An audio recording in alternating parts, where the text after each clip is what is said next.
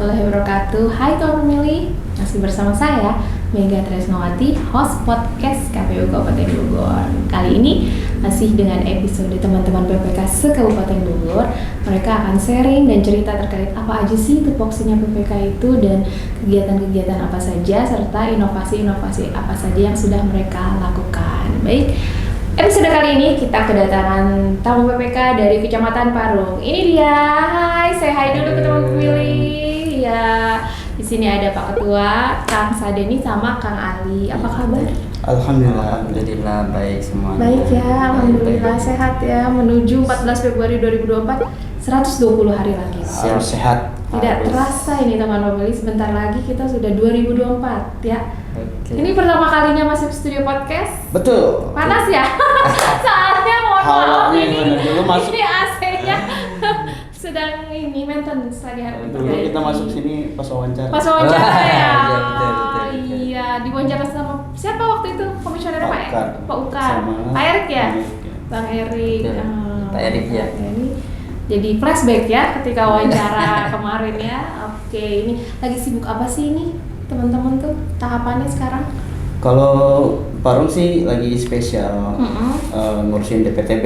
Kebetulan kita punya DPTB yang lumayan dari pesantren Nurul Iman. Yang sekarang terdata saja 788 yang dari Nurul Iman saja, belum DPTB dari yang lain. Gitu. Bisa. Itu yang layanan pindah memilih itu ya? Iya, layanan. Oke, ini teman pemilih ini juga nih harus tahu juga nih. Jadi teman pemilih ini bisa memilih di mana aja dengan memanfaatkan fasilitas dari KPU, layanan pindah memilih dengan mengunjungi atau mendatangi PPK PPS atau KPU, membawa fotokopi KTP ya dan bukti pendukung lainnya dan memberikan alasan kenapa tidak bisa memilih di tempat asal seperti itu ya. Nanti di situ ada teman-teman PPK, PPS dan KPU yang akan membantu teman pemilih untuk layanan pindah memilih. Ini sudah banyak juga ya di Parung ya? Betul. Hampir 700 berapa tadi Pak Ketua? 788. 788. Kalau jumlah lokus TPS-nya berapa sih? Kebetulan Parung nggak dapat. Oh, nggak dapat lokusnya. Terus jadi pas pengajuan kita terlambat. Itu pun karena kita tidak dapat loksus, akhirnya memulangkan dari pesantren ya. Pesantrennya 4.000 dari itu. Akhirnya ada kebijakan dipulangkan dulu. Nah, tersisa potensi suara di situ 1.000 lebih. 900 ya Pak? 900 dan setelah dicek di DPT online dan kelengkapan berkas mereka tersisa 788. Itu yang dari Nurul Iman aja, yang dari satu titik, belum dari yang lain-lain. Kalau di Parung sendiri banyak sekolah pesantren gitu ya Pak Ketua ya? Yang besar Nurul Iman. Oh, yang besar Nurul Iman. Luar biasa. Itu mau tanya dong jumlah DPT-nya berapa sih kalau? Kalau Parung itu 89.558. 89.558. Jumlah TPS-nya? 341. Tersebar di berapa desa Pak? 9 desa ya. Dari 2019 kemarin ada penambahan berapa TPS Pak Ketua? Lumayan banyakkah apa? Saya lupa besarannya kemarin. Tapi bertambah ya? Bertambah ya. Pasti bertambah ya. Baik. Ini teman pemilih pengen tahu nih kalau untuk Parung sendiri desa mana yang masih terdapat blank spot? Apa semuanya sudah internetnya sudah aman semua, sinyalnya sudah kencang semua? Rata-rata sudah ini ya, kalau Parung tidak ada yang seperti itu, tidak terkoneksi.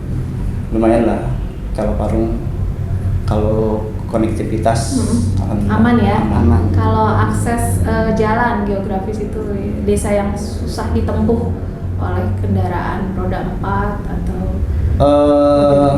relatif ya. Kadang memang ada yang desanya besar tapi tetap aja masuk ke gang-gang yang harus diakses sama kendaraan roda 2. Tapi tidak bisa dipetakan yang mananya karena setiap desa ada yang kayak gitu. Ada yang daerah desa Parung yang lumayan padat. Tapi ada juga yang masih kosong-kosong kayak desa Iwul yang banyak tanah perponding. Oh, banyak tanah kosong. Tanah perponding sih. Perponding itu apa tuh? Tanah negara. Oh, tanah negara. Jadi kawasan pemukimannya sedikit ya. Betul. Pak Ketua pengen tahu dong ini teman pemilih, Pak Ketua itu menjadi penyelenggara badan ad hoc tuh dari tahun berapa sih?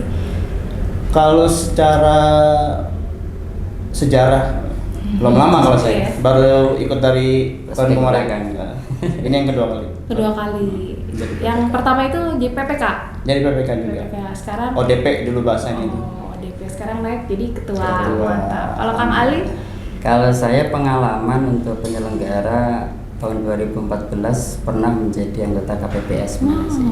KPPS sempat, kemudian 2019 kita absen, kemudian tahun 2023 ya kemarin itu ya ikut ke PPK itu. Kembali lagi ya. Kembali lagi. Ingin merasakan euforia nih pemilu 2024. Betul, iya. Gak kapok ya Pak ya? Alhamdulillah kita nikmatin aja. Nikmatin aja Iya, ya.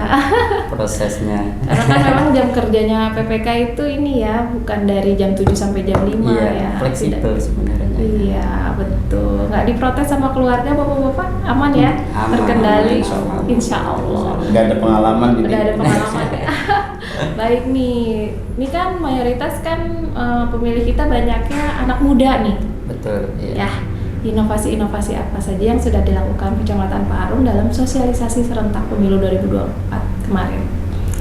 Pertama kita untuk sosialisasi ini ke sekolah-sekolah ya. Ke sekolah-sekolah kita kerjasama dengan KNPI, kemudian juga dengan kerjasama dengan Panwascam untuk kita buat program namanya Nyaba Sekolah. Oh, Nyaba Sekolah. Nyaba Sekolah. Jadi kita datangi ke sekolah-sekolah untuk sosialisasi terkait dengan pemilih pemula itu. Dan tentunya juga selain ke sekolah, kita juga memanfaatkan media sosial, IG, Facebook dan lain sebagainya untuk menyapa para pemilih-pemilih pemula semuanya itu. Dan kalau untuk sosialisasi yang lain, kita lebih memanfaatkan kepada ini sih, perkumpulan-perkumpulan warga sebenarnya. Jadi kita kan anggota PPS itu juga banyak yang punya majelis dan lain sebagainya. Nah, kita manfaatin aja di situ untuk sekalian mereka ke majelis atau misalkan perkumpulan-perkumpulan warga seperti itu kita sosialisasikan. Wow, jadi di momen-momen kegiatan masyarakat teman-teman betul. masuk untuk Iya. sosialisasi pemilu serentak 2024 nih. Betul. Pengen tahu dong, ini tanggapannya masyarakat Parung terhadap pemilu serentak itu seperti apa sih nanti 14 Februari 2024? Antusiaskah? Mereka sudah pada tahu belum 14 Februari 2024 itu pemilu serentak? Alhamdulillah mayoritas sudah pada tahu. Uh-huh. Karena sudah banyak kan juga baliho-baliho yang berkaitan dengan masalah partai. Otomatis mereka kan ini partai sudah mulai berkibar dan sebagainya. Mereka berarti kan nyari tahu itu. Di samping itu juga karena sosialisasi yang masif dari berbagai pihak, kemudian juga alhamdulillah kan dibantu juga dengan TV-TV dan lain sebagainya, itu media-media sosial itu sudah banyak yang tahu, dan saya yakin antusias dari masyarakat Parung sudah banyak. Luar biasa ya, Iya, antusiasnya positif ya. Iya. Nah, mau nanya ke Pak Ketua nih. Pak Ketua gimana sih nih? Tadi kan udah diceritain nih sosialisasi. Nah, menurut Pak Ketua, kan tadi sudah menjadi PPK itu dari tahun 2019. Nah, menurut Ketua nih tahapan pemilu apa yang membutuhkan yang ekstra effort, tahapan yang mana? Ya. Kalau dari pemilu yang lalu sampai pemilu yang sekarang yang luar biasa itu DPTB sebenarnya. DPTB. Yang Kenapa? sedikit. Pemutakhiran data pemilih itu. DPT maksudnya. DPT, iya. Salah istilah. Sampai mendapatkan DPT itu luar biasa kan, teman-teman dari Datin sampai bergadang sampai luar biasa pengorbanan mereka. Itu yang pertama. Yang kedua itu pas hari H yang luar biasa itu, dimana semua energi yang ada teman-teman KPPS, teman-teman PPS hari itu mengeluarkan semua apa yang mereka miliki ya, tentunya mengorbankan waktu, mengorbankan segala macamnya, Semangat, ya semangat untuk kesuksesan menyukseskan pemilu 2024. Jadi tahapan yang membutuhkan extra effort itu di tahapan pemutakhiran data pemilih, karena kan harus menyajikan data pemilih yang akurat ya, dan Betul. valid sama ya ketika hari H. Betul. Itu deg-degan banget ya ketika Karena hari H. pemutakhiran data itu kan kita harus terjun ke lapangan kan. Betul. Nah, jadi memastikan ada atau enggaknya. Nah itu. Tapi walaupun demikian juga masih ini juga ya kecolongan dalam artian misalkan kayak yang belum punya KTP sudah diceklis punya KTP.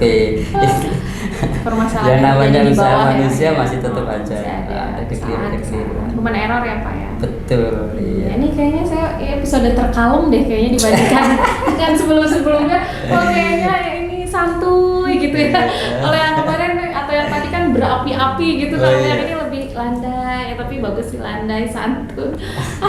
Lebih kalem gitu ya. Ini kayaknya episode terkalem deh teman-teman. Dengan teman-teman PPK Parung. Pak Ketua mau nanya lagi dong. Nih gimana sih caranya menjaga kekompakan teman-teman PPK dan PPS, kekompakan dan soliditas seperti apa? Gini, kita itu kalau untuk PPK dan sekretariat PPK, kita punya jadwal kumpul untuk menjaga chemistry kita tetap ada nih teman-teman. Jadi kita punya kumpul mingguan kalau PPK itu setiap malam Senin. Kenapa malam ya? Kita kalau pagi ya Dengan aktivitas ada masing-masing ya. lah. Ya, Nah, kalau dengan sekretariat kita kumpulnya sebulan sekali setiap hari Jumat di pekan pertama. Nah kalau teman-teman PPS dengan teman-teman PPS kita lihat dulu ada pekerjaan nggak yang kira-kira bisa dikerjakan bersama-sama. Nah kita kumpul itu. Kalau tidak ada ya kita kumpul minimal banget sebulan sekali. Gitu. Sekarang kan agak landai nih pekerjaan, jadi kita kumpulin aja sebulan sekali. Sekalian ngurusin DPTB, kumpul, gitu. Karena kalau nggak kumpul-kumpul ya chemistry-nya hilang. Iya betul. Ini rapat pleno seminggu sekali Pak Ketua, ada rapat pleno juga. Iya kalau PPK ada. Setiap hari apa itu rapat plenonya? Malam Senin. Malam Senin. Itu ngumpul di sekretariat PPK. Sekretariat PPK. Kadang ini supervisi ke desa-desa, Ya. turun ke desa gitu ya. Oke, ini Pak Ketua mau nanya lagi dong, tantangan apa saja sih menjadi ketua PPK Parung tuh? Apa tantangannya? Tantangan apa ya? Sebenarnya kalau tantangan sih menurut saya hampir sama ya untuk kecamatan-kecamatan lain. Karena kita mesti menyamakan persepsi dari banyak kepala. Dan jujur saya awalnya kagok juga ya untuk menjadi ketua karena kebetulan saya yang tersisa gitu yang pernah menjabat tahun kemarin. Akhirnya saya memberanikan diri. Nah, tantangannya itu dari pribadi, dari teman-teman yang kebetulan juga ada yang baru-baru juga, dan beberapa kegiatan yang baru juga nih kayak Pantali kemarin itu tantangan banget. Bagaimana apa namanya Pak Ali? Apa itu namanya pelantikan. Iya. Pantali itu luar biasa menyerap energi walaupun memang adanya fokusnya di PPS, tapi PPK juga agak-agak deg-degan untuk menghasilkan DPT yang berkualitas. SDM lah khususnya. Iya. Gitu. Itu tantangannya ya Pak Ketua ya. Oke, terakhir nih harapannya Kang Ali untuk pemilu 2024 apa? Harapannya tentunya tahun 2024 pemilu bisa berjalan dengan lancar, Amin. bisa berjalan dengan sukses, ya, tanpa ada halangan suatu apapun, khususnya yang di Kabupaten Bogor dan khususnya lagi yang di wilayah kita, Kecamatan Parung. Makanya kita selalu berkoordinasi dengan Panwascam, gitu. Jadi kita sering berkoordinasi, tukar pikiran, tukar gagasan dengan Panwascam. Kadang kita yang main ke Panwascam, kadang Panwascam yang main ke kita untuk menyamakan persepsi. Karena bagaimanapun walaupun beda tupoksi ya, beda kerja dan lain sebagainya, tapi kan tujuannya sama, untuk bagaimana pemilu tahun 2024 itu bisa berjalan dengan sukses, lancar, tanpa ada gesekan dan lain sebagainya. Biasa. Pak Ketua, pesan singkat dong buat teman pemilih, ajakan memilih 14 Februari 2024, silahkan. Oke, teman-teman pemilih jangan lupa tanggal 14 Februari 2024 Hari Kasih Suara. Nah, mungkin yang muda-muda taunya Hari Kasih Sayang. 14 Februari itu Hari Kasih Suara. Jangan lupa datang. Ya, ingat tanggal 14 Februari. Nah, teman-teman udah dengar kan, hari kasih suara dan kasih pilihan, bukan hari kasih sayang. Karena kan kasih sayang itu harus setiap hari, tidak usah 14 Februari saja. Oke, itu tadi obrolan-obrolan menarik kita pada hari ini yang episode terkalem. Bener-bener bawaannya tenang banget. Oh ya, aku lupa mau kasih tahu teman pemilih bisa cek apakah teman pemilih sudah terdaftar atau belum di DPT dengan cek dptonline.kpu.go.id. Nah, di situ teman pemilih tinggal memasukkan link saja, itu langsung muncul nanti data terkait teman pemilih sudah terdaftar di TPS mana. Oke, baik. Nantikan episode-episode selanjutnya dengan teman-teman PPK lainnya. Akhir kata, saya Mega Tresnawati beserta tim podcast pamit undur diri. Wassalamualaikum warahmatullahi wabarakatuh. Iya, oke, terima kasih. Terima kasih. Maaf ya.